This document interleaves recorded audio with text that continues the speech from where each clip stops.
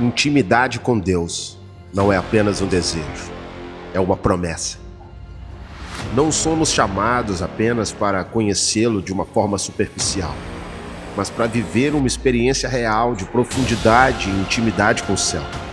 Hoje, você é convidado a se entregar completamente à presença de Deus. Vamos viver juntos um tempo de intimidade com o nosso Pai. Levante-se, abra o seu coração e se prepare. É tempo de intimidade com o céu.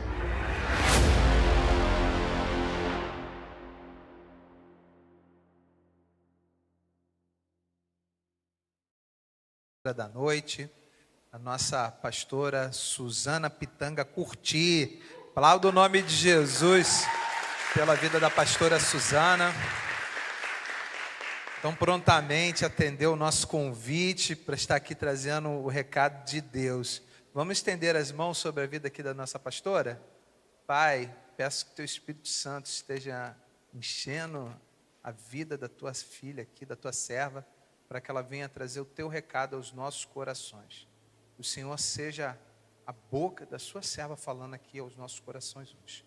Em nome de Jesus nós a te oramos. Amém, amém. Boa noite, gente. Olha, eu já me sinto muito em casa, gente. Olha, sabe casa de mãe que a gente chega, bota o pé no sofá, estou muito em casa. Enquanto a gente orava pela vida do Bernardo, o Senhor me trouxe um versículo de Esther, que Mardoqueu fala para ela: quem sabe não foi para um tempo como esse, que o Senhor te levantou à mais alta posição. Bernardo, em nome de Jesus, foi para um tempo como esse que o Senhor te levantou. Todas as vezes que você chegar, que o reino de Deus chegue junto com você. E eu tenho plena certeza de que a mão do Senhor estará sobre você. Nós, como igreja, te abençoamos os seus pés, para que você seja a luz de Cristo, aonde quer que você chegue. Em nome de Jesus. Bom, gente, eu não quero me alongar muito. Assim como o pastor Guido falou, para mim é um privilégio estar aqui. Sempre que eu tenho a oportunidade, obrigada, minha irmã, jamais rejeito o convite de vocês de estar aqui. Trago um abraço do pastor Gilbert. O pastor Gilbert passou por mais uma cirurgia ontem.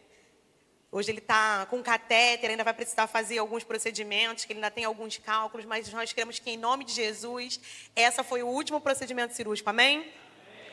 Nós oramos por isso, clamamos ao Senhor para que o Senhor entre com provisão. Essa foi a 7ª cirurgia dele esse ano, fora as outras que ele já tinha feito pelo mesmo motivo.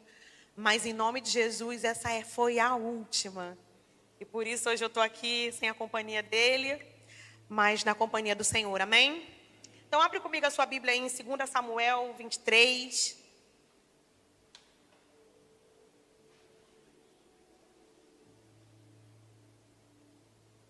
Segunda Samuel 23, nós vamos ler a partir do versículo 8.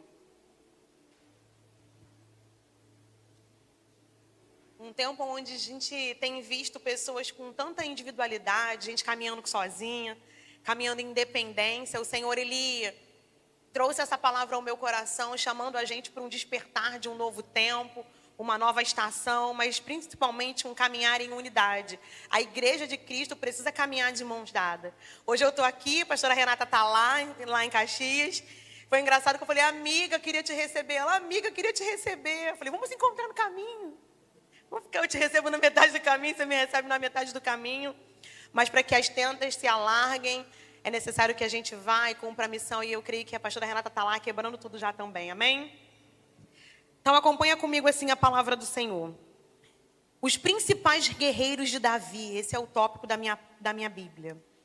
Estes são os nomes dos principais guerreiros de Davi: Jabezão, um taqumonita, chefe dos 3 guerreiros principais. Numa ocasião, com uma lança, enfrentou 800 homens numa mesma batalha e os matou.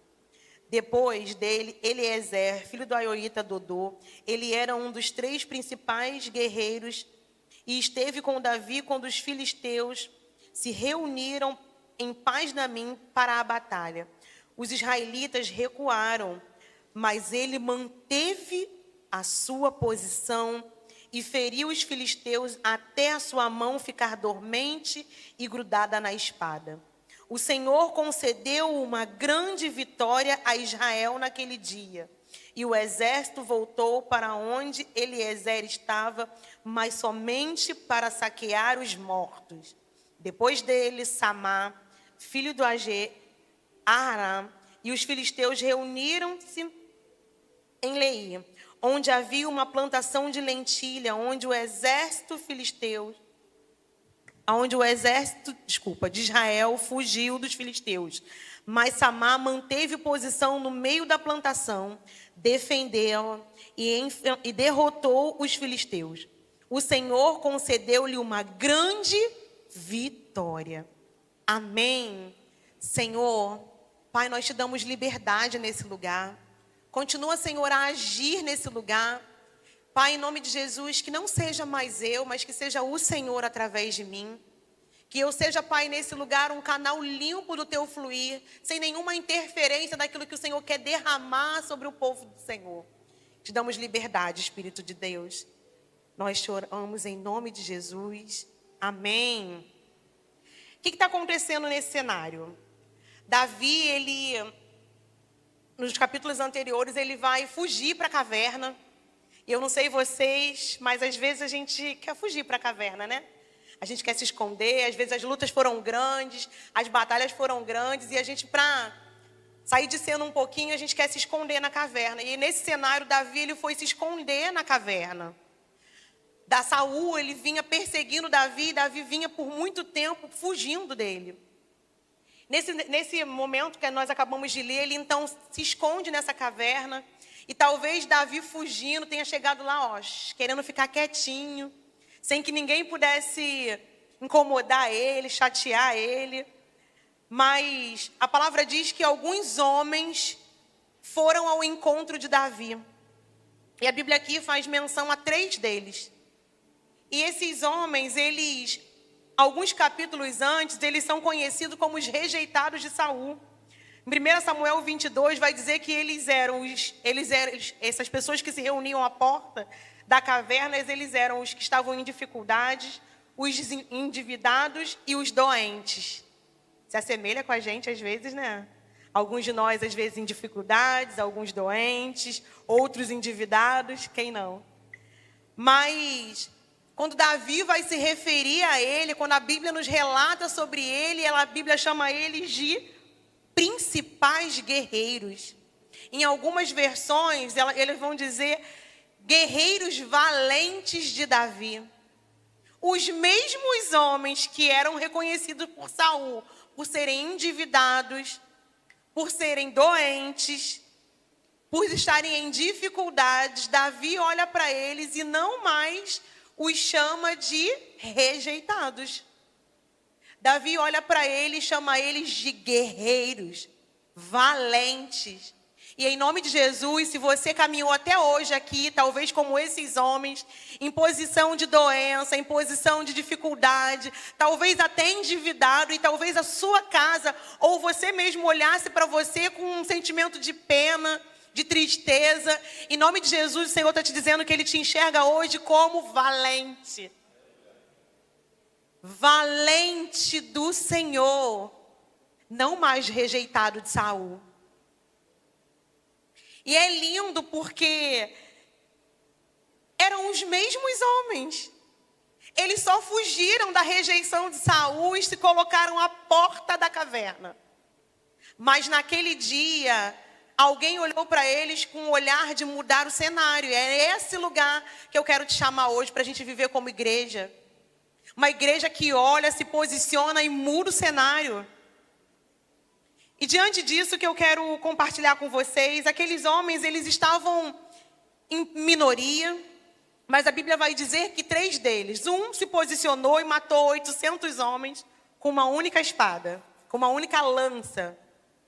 Outro, a Bíblia vai dizer que ele se posicionou, tomou posição, lutou, batalhou e venceu porque o Senhor concedeu vitória.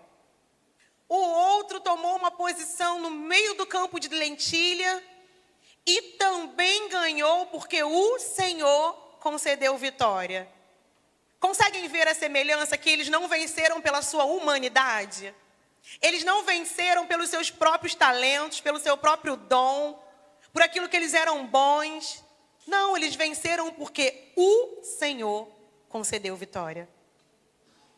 E eu confesso que tem batalhas na nossa vida que a gente até acha que a gente pode vencer pela nossa própria força.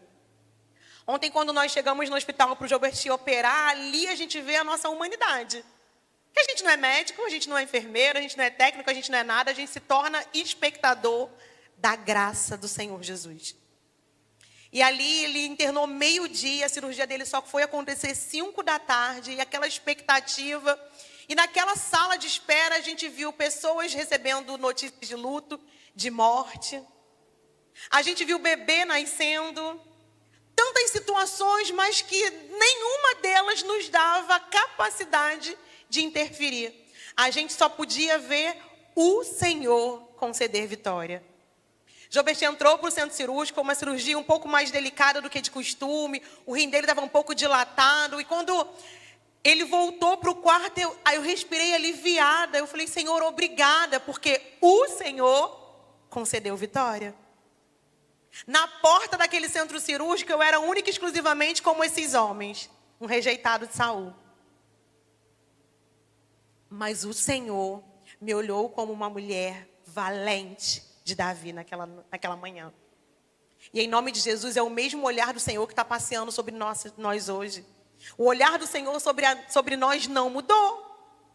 Talvez para a sociedade rejeitados, mas para o Senhor valentes. Amém? Então eu quero compartilhar com vocês algumas estratégias, alguns caminhos para que a gente possa mudar o cenário da nossa história. E a primeira coisa que eu queria compartilhar com vocês é que para mudar o cenário da nossa história, se conecte com pessoas que não paralisam em meio às suas dores. Se conecte com pessoas que não paralisam em meio às suas dores. A palavra vai dizer que Davi estava na caverna. Muito provavelmente tudo o que ele queria naquele dia era ficar quieto, não ouvir ninguém. Ele já estava fugindo, ele devia estar cansado, com fome. Mas ele não paralisou diante da sua dor. Eu imagino Davi escondido lá na caverna. Fala para ninguém que eu estou aqui não. Me deixa quieta aqui. Eis que alguém fala, Davi, tem uns caras lá fora te esperando. Quem é? Um profeta? É o rei? Não, os rejeitados de Saul. Mas Davi não paralisou pelo cenário. Ele não paralisou pelas suas próprias dores. Se conecte com esse tipo de gente que mesmo estando em dificuldade, mesmo estando cansado, se permite ser usado pelo Senhor para injetar combustível em você, para que você possa ser chamado de valentes do Senhor. Davi então vai lá, olha para eles e começa a lembrá-los de quem eles eram. Olha, fulano, Eliezer, Samar, olha quem vocês são. Injetou ânimos nele e eles saíram de lá reposicionados. Vale a gente analisar com que tipo de gente que a gente tem se conectado. Com quem que você está andando? Murmurador que caminha com murmurador, que caminha com murmurador. Sinto te dizer que você é um murmurador.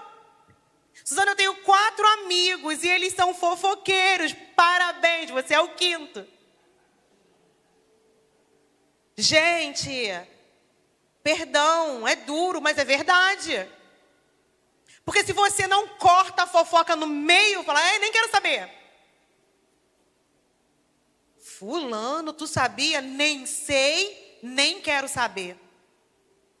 Avalia com que tipo de conexão que você tem caminhado.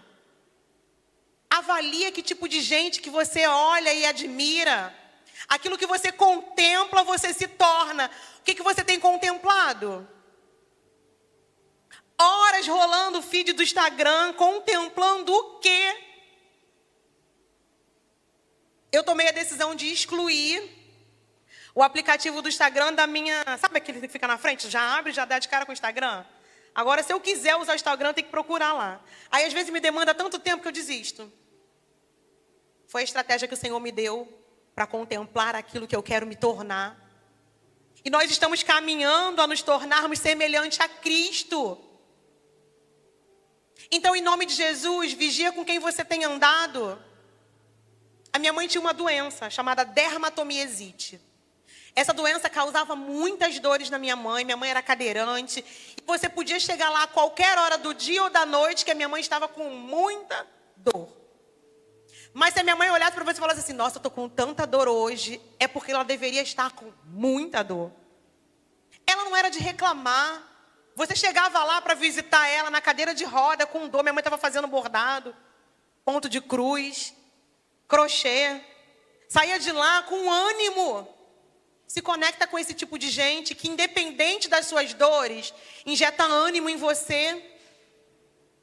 Já viu aquele dia que você não quer falar com ninguém, não quer nada da vida, você quer só ficar calado, quieto no seu canto, porque você quer, tudo que você quer é uma caverna. Mas aí o telefone toca. Amiga, ora por mim. Aí tu pensa, meu Deus, eu que estou precisando de oração hoje. Aquela mensagem, amiga, tá aí? Que tu pensa 5 vezes, será que eu tô ou será que eu não tô? Às vezes a gente quer caverna mesmo. E o fato de você querer esse lugar não tem o menor problema. Mas às vezes a gente passa por batalhas, por lutas que colocam a gente nessa posição. O que me entristece, o que me assusta é que o povo de Deus não só quer a caverna, como permanece lá. Aí recebe uma mensagem, ora por mim. Ah, não, hoje eu que estou precisando de oração. Em nome de Jesus, se conecte com gente que não paralisa diante das suas dores. Davi estava sofrendo, estava sendo perseguido por Saul, mas quando deram a notícia para ele que os rejeitados estavam na porta, ele prontamente se levantou e não olhou para eles, como eles eram enxergados naquele tempo. Davi olhou para aqueles homens com o olhar de Cristo Jesus. Seja você essa pessoa na vida de alguém. Olhe para as pessoas com o olhar de Cristo. Seja a igreja que muda o cenário. Seja o crente que muda o ambiente. Qual é o tipo de conversa que está tendo no ambiente que você está? Será que no futebol as pessoas se constrangem quando eles falam um palavrão? E eles olham e falam, fulano está aqui, ai, perdão. Em nome de Jesus, se conecte com gente que não paralisa diante das suas dores. Mas para a gente mudar os cenários da nossa vida, a segunda coisa, decida batalhar.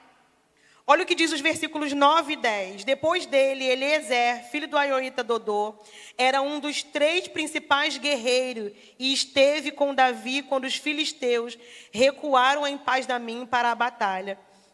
Os israelitas recuaram, mas ele manteve a sua posição e os feriu. Os filisteus, até a sua mão ficar dormente e grudar na espada. Eu acho incrível porque ele decidiu batalhar. Decida batalhar você também para mudar os cenários da sua vida.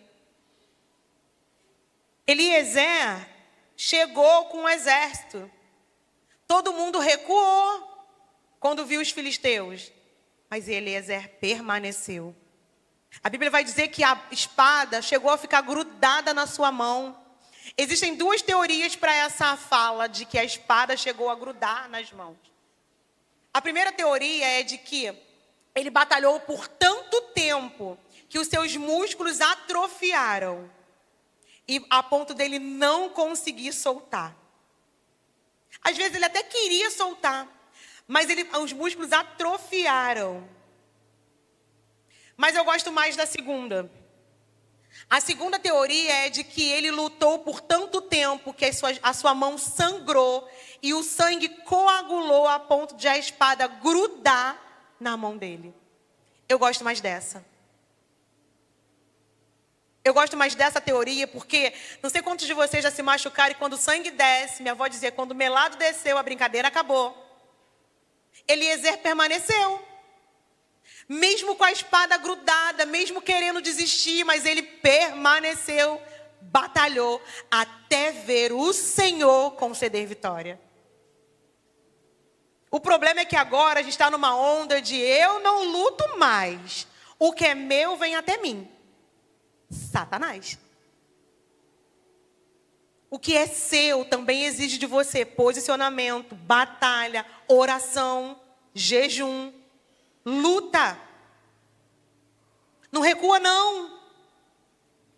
Ai, Suzana, mas meu casamento acabou. Ei, quem disse que acabou? Batalha por isso. Suzana, mas o meu filho se perdeu. Batalha por ele. Quantas horas de joelho dobrado pela sua família você tem passado? Será que já tem marcas nos seus joelhos ao ponto de você olhar e falar, meu Deus, tá roxo, porque eu tomei uma posição e batalhei. Eliezer batalhou tanto, ao ponto de que a espada ficou grudada na mão dele. Todo mundo recuou. Talvez na sua casa todo mundo já tenha recuado. Por um familiar, por uma estratégia de negócio, por um casamento, por um filho. Talvez você queira gerar e os diagnósticos não condizem. Não pode. E você desistiu, abriu mão. Em nome de Jesus, o Senhor te chama hoje para batalhar. Não recua não, permanece. Permanece. A Bíblia diz que o exército filisteu voltou lá apenas para recolher os corpos. Isso me fez pensar que ele não batalhou com um, com dois. Não foram 5 minutos de batalha. Tem lutas na nossa vida que exigem da gente posicionamentos de 1, 2, 3, 4, 5 anos. Ou até mais. Não é com 5 minutos de oração que a gente vence algumas coisas, não. A igreja tem se posicionado em oração todas as segundas-feiras. É segunda? Segunda, meia-noite. Quantos dias você entrou? Quantos dias você consagrou ao Senhor a sua semana? Por quanto tempo você tem batalhado por aquilo que você diz que é um sonho? É hora de batalhar, não é hora de recuar. Não é hora de abrir mão e deixar para lá. Todos aqui já tinham recuado. Um exército recuou. Mas um homem permaneceu. Talvez toda a sua família já tenha recuado em algumas situações. Mas basta que você permaneça e que você veja a mão do Senhor te conceder vitória. Decida batalhar. Terceira coisa, tome uma posição. Samar tomou uma posição no meio do campo de lentilha. Tem coisas na sua vida que já estão paralisadas porque você não decidiu se posicionar. Ai, Suzana, mas se eu terminar esse namoro, ai, ele me ama. Ei, se posiciona. Tá namorando há 10 anos, ele não te pediu para casar ainda. Se posiciona. Não negocia princípios, não negocia valores, se posiciona. Ai, Suzana, é porque eu decidi morar junto. E aí depois a gente casa quando as coisas melhorarem. Negocia princípios. Se posiciona. Qual é a área da sua vida que precisa que você se posicione para que o cenário mude? Eu sei quais foram as áreas da minha vida que eu precisei me posicionar. Eu precisei me posicionar quando eu olhava para os meus amigos e falava, vamos fazer um churrasco lá em casa? Pode levar bebida? Ah, pode. Mas leva um cooler, não bota na minha geladeira, não. Até o dia que o Senhor me perguntou, até quando? Se posiciona. E eu falei, é mesmo, a casa é minha. Não, na minha casa não entra mais bebida. Pode ser que para você se posicionar, você vai perder algumas coisas. Se posiciona. Posso levar bebida no churrasco? Não, na minha casa não. Ai, Suzana, mas você é radical, A Bíblia diz que a gente precisa andar em inimizade com o pecado. Anda em inimizade com o mundo, se posiciona. Samar tomou posição no meio do campo de lentilha. Às vezes é no olho do furacão que você precisa parar, se posicionar e falar, não, chega. O que acontecia aqui nesse cenário é que todas as colheitas era a mesma coisa. Os israelitas plantavam. Quando chegava no tempo da colheita, os filisteus se levantavam, viam e roubavam toda a colheita do povo. colheita era a mesma coisa. O povo já estava cansado, porém não estava posicionado. Eu imagino aquele povo plantando, semeando, cuidando, aguando a terra, aguando o seu campo, ver o campo florescer, ver o campo dar cevada, dar lentilha. Na hora de colher, os filisteus, eles eram roubados bem no tempo da colheita. Toda colheita era a mesma coisa. Às vezes na sua vida, toda colheita é a mesma coisa. Você planta, rega, na hora de colher, você foi roubado. Está celebrando a vida, de repente, do nada, uma notícia ruim te toma. Semeou no casamento, semeou. Na hora de colher, na hora de celebrar, eis que uma notícia de uma traição te rouba a celebração. Está grávida, de repente não se ouve mais os bastimentos, a morte te rouba da celebração. O que acontecia nesse tempo aqui era exatamente isso. Na hora do povo celebrar colheitas, eles eram roubados pelos filisteus. Não é diferente com a gente, não. Satanás tem uma estratégia que quer te roubar bem na hora de você colher. Não se posiciona não para você ver se você colhe. É hora de se posicionar. Se posiciona no meio do seu campo. No meio, bem no meio, é hora de se posicionar. É hora de andar na contramão com o pecado. Toda colheita era a mesma coisa. Os filisteus roubavam os israelitas. Até quando a gente vai ser roubado pelos filisteus? Até quando a gente vai ser roubado de celebrar? Até quando, igreja? Eu decidi que eu não vou mais ser roubada bem no tempo da colheita. Samar tomou posição bem no meio do campo de lentilha. Eu quero abrir um parênteses de explicar o que era o campo de lentilha. O campo de lentilha era uma pequena plantação. Normalmente, era uma propriedade que foi herdada. Era uma plantação de pequeno valor. A lentilha, ela era usada para o sustento da casa, para o sustento da tropa. Ela não tinha fim comercial. Então, quando os filisteus roubavam a cevada, eles roubavam com o intuito de vender, de lucrar. Mas o campo de lentilha não era essa a intenção do filisteu. Quando os filisteus roubavam o campo de lentilha, era apenas para humilhar, para enfraquecer o exército, porque aquilo era o alimento deles. Então, não era só para um comércio, era para humilhar o povo. Era para fazer vergonha. O campo de lentilha era tudo que aquele povo tinha para se alimentar. Mas a estratégia dos filisteus não era roubar para que eles pudessem lucrar com aquilo. Não, era para trazer vergonha. Mas naquele dia, um homem falou: chega de passar vergonha, chega de passar fome. O meu exército não vai perecer, porque eu vou me posicionar. Na minha família ninguém casou. Chega, eu vou casar. Eu me posicionei no meio do meu campo de lentilha. O campo de lentilha representava algo muito específico para aquele povo. Não era qualquer coisa, não. Para o povo, para os filisteus, era apenas qualquer coisa, mas para quem tinha um campo de lentilha, era tudo o que eles tinham.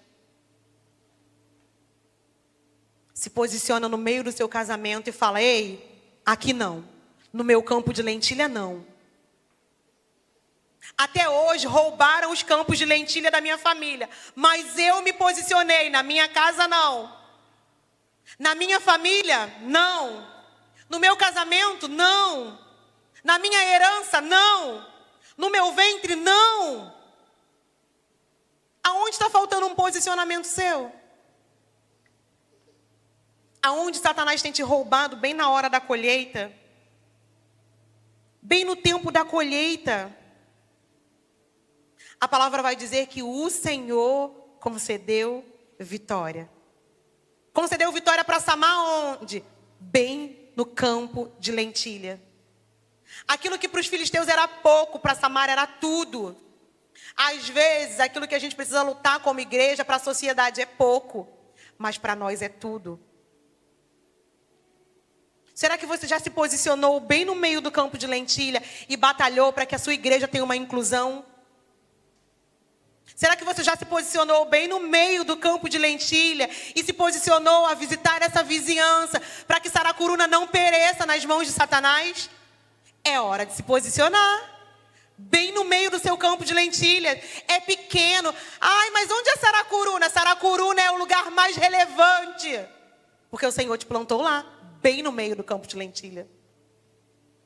Samar tomou posição, mudou o cenário, mudou a história. Antes rejeitados, agora posicionado. Bem no meio do campo de lentilha. Qual é o campo de lentilha da sua vida que você precisa se posicionar como igreja? Como homem e mulher de Deus? Como valentes do Senhor? Você consegue ter visão de que para se tornar igreja de Cristo, para viver a igreja de Cristo, é necessário posicionamento? É necessário se posicionar, igreja. A gente está sendo levado por qualquer vento de doutrina. A gente está sendo levado por qualquer vento de modinha. Virou moda, todo mundo tem, então também quero. Se posiciona. É hora de se posicionar bem no meio do campo de lentilha. É hora de batalhar ao ponto da espada ficar grudada na sua mão, mas você vai ver o Senhor te conceder vitória. A igreja de Cristo tem sofrido por falta de posicionamento da igreja. Por falta de pessoas que olham para o cenário e decidem mudar. Tem áreas na sua vida que você precisa mudar para ontem. Mas exige de você um posicionamento. Exige de você novas alianças, novos amigos, novos ciclos. Se você quer ser igreja de Cristo, é hora de você olhar para o lado e avaliar. Avalia onde você tem semeado. Avalia onde você tem caminhado. Para 5 minutinhos agora aí, feche os seus olhos e faz uma avaliação de onde você tem se posicionado. Eu não estou falando para você virar um barraqueiro ou uma barraqueira, brigar com todo mundo. Eu estou falando que você precisa se posicionar em Cristo Jesus. Firma os seus pés no Senhor. Firma os seus pés no Senhor para que Ele te conceda a vitória.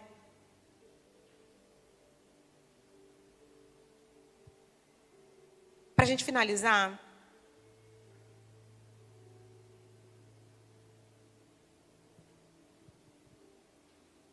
mais adiante vai dizer que Davi começa a externar. Ai, se tivesse alguém. Ai, se eu tivesse alguém que buscasse água para mim. Ele começa a externar, porque Davi também estava triste, também estava ferido. Ele começa a lamentar, falando, ai, quem dera que tivesse alguém que buscasse água para mim. Davi não estava só querendo um copo de água fresco da bica, não. Davi estava externando que ele queria que alguém fizesse algo por ele. E a palavra vai dizer que esses 3 homens se uniram e foram buscar água para Davi. E eu acho incrível desse pedacinho, desse trechinho da palavra, é de que 3 homens que antes eram rejeitados, foram reposicionados, agora eles estão unidos em prol de uma única missão, buscar água. A água, ela é a tipologia. Qual é a água que você tem buscado? Senhor, é a única fonte de vida. No episódio da mulher samaritana, quando ela pede água para o Senhor, e ele fala assim, se eu te der água, você vai voltar a ter sede.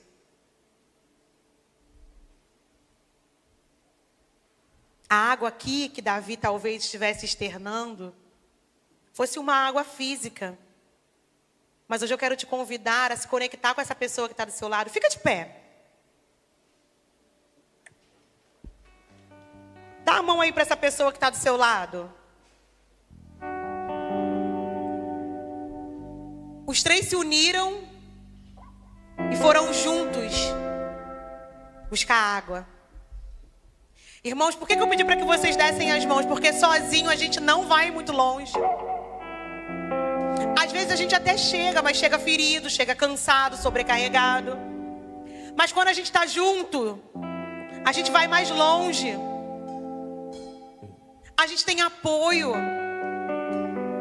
O que esse trechinho me grita no meu coração é de que a igreja precisa estar unida. Os 3 se uniram para buscar água. Talvez você tenha vindo no culto sozinho hoje, mas o Senhor colocou aí um irmão, uma irmã do seu lado, para que você possa se unir com ele e buscar a água da vida. Existe uma fonte inesgotável do Senhor, e ela tem jorrado desse altar toda quarta, todo domingo.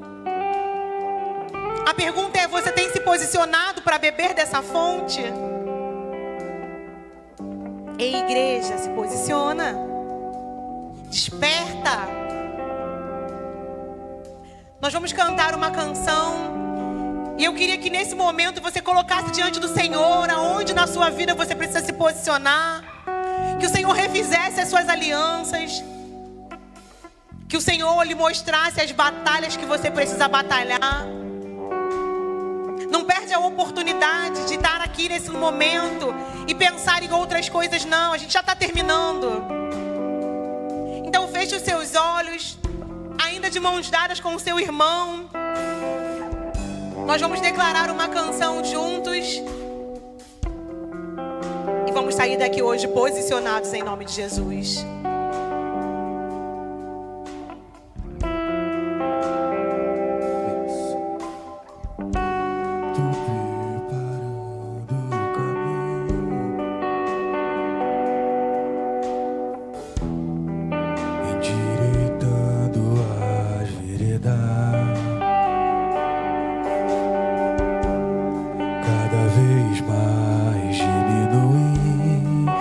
Esse ambiente profético e declara essa canção. À medida com que você declara, Satanás vai sendo destronado sobre a sua vida, sobre a sua casa. E nele o meu prazer está. Eu não sou digno de desatar.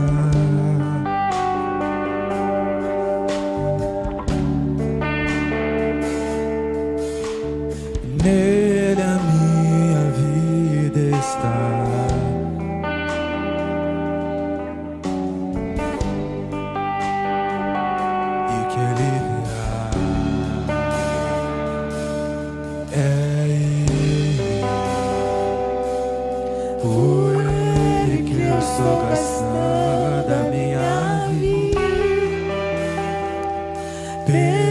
Tudo por amor e com alegria, dono dos meus dias. É Ele? É Ele.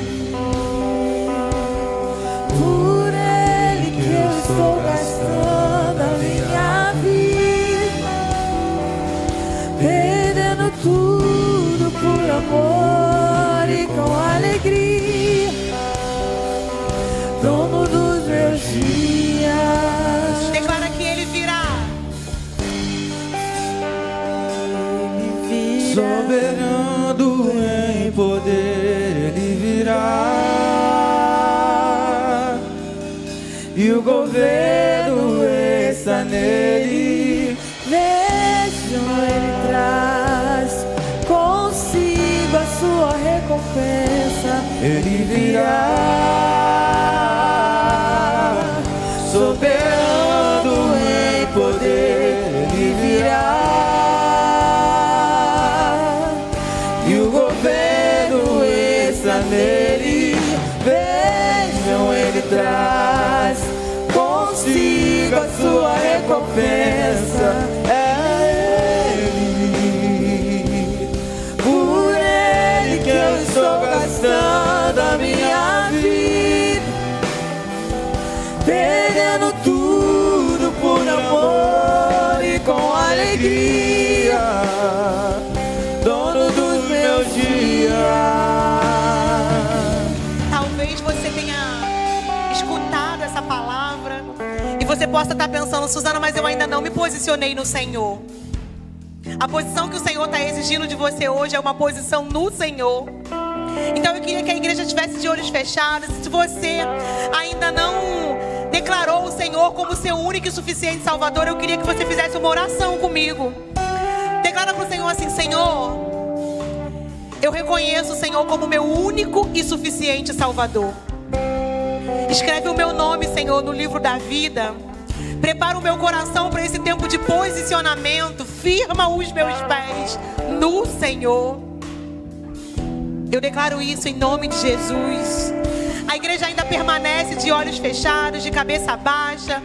E se você fez essa oração comigo pela primeira vez, reconhecendo o Senhor como seu único e suficiente Salvador, eu queria que você levantasse as suas mãos, que eu queria orar por você. Não sai daqui hoje sem se posicionar no Senhor. Se você fez essa oração pela primeira vez, levanta a sua mão que eu quero orar por você. Talvez você pode estar pensando que eu já fiz essa oração, mas eu me afastei do Senhor. Se você refez hoje essa aliança com o Senhor, levanta a sua mão, eu quero orar por você. Levanta ela bem alto, não fica com vergonha não. Amém, Deus te abençoe.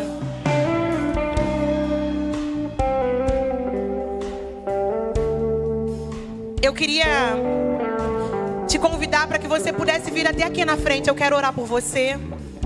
O nosso time de intercessão está aqui, disponível para orar por você. Não fica com vergonha não, nós estamos em família.